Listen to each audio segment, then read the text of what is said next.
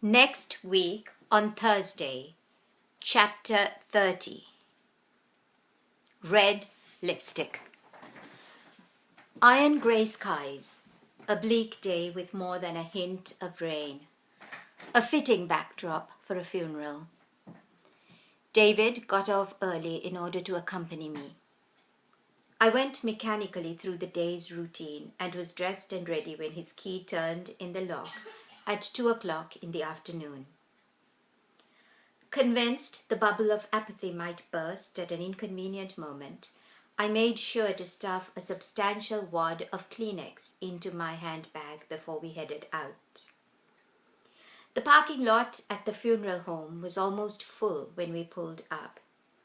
A yellow cardboard sign with the word "Funeral" printed on it was offered to drivers who intended to join the cortege to the gravesite. David looked at me questioningly. "I would like to go," I said. "It would give me some closure, please." My husband nodded at the traffic director, who attached the sign to the hood of the car and waved us on to our parking spot. I reached for David's hand as we walked in. He looked every inch the distinguished gentleman in the dark suit. His black shoes were polished to perfection. My knight in shining spectacles. My husband paused to pick up a black yarmulke from the bin at the entrance and set it on his head. I signed the open guest book on the wooden stand by the door. We walked past George and slipped into a vacant spot close to the front of the room. I had never seen George in a jacket and tie before. I supposed my face was as sober as his. I eagerly perused the order of service for a picture. There was none. A sense of desolation took possession of me. A low hum of conversation broke the solemn hush.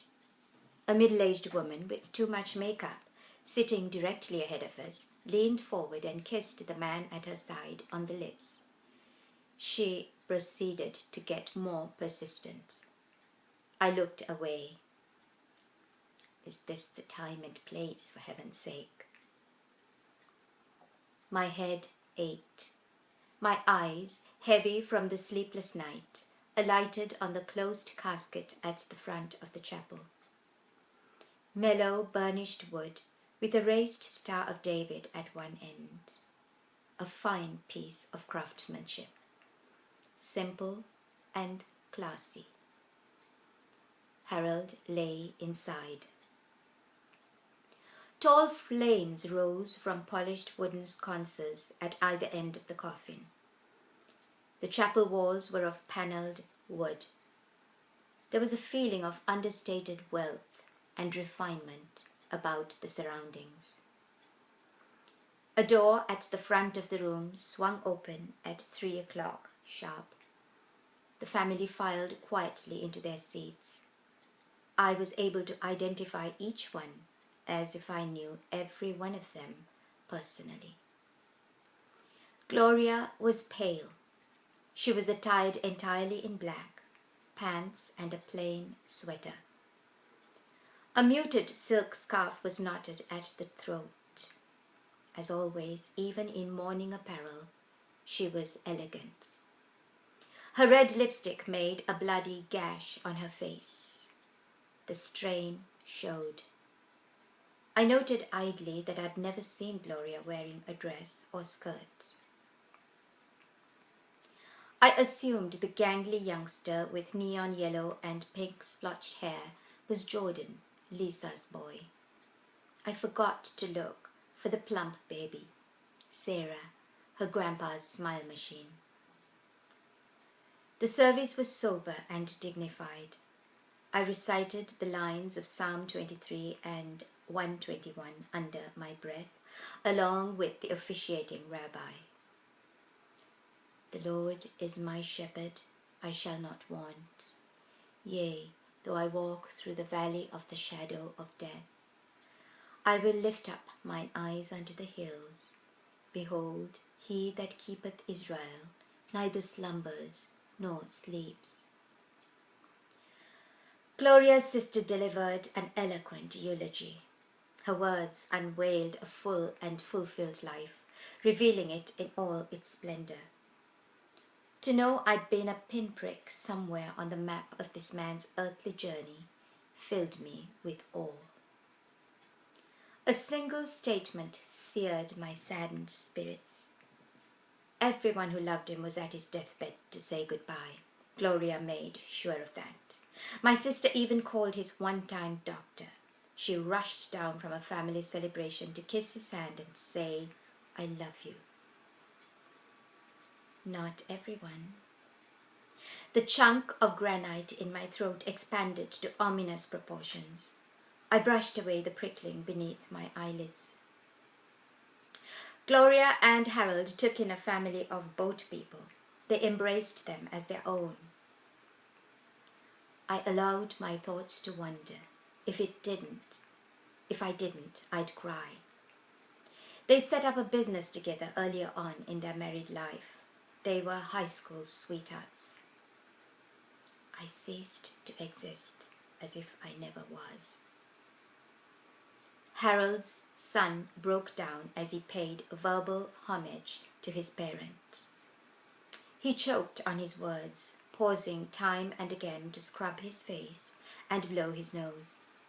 He bore an uncanny resemblance to his father, even in his build. He was proud of you, Michael. There was a prearranged police presence at the major intersections.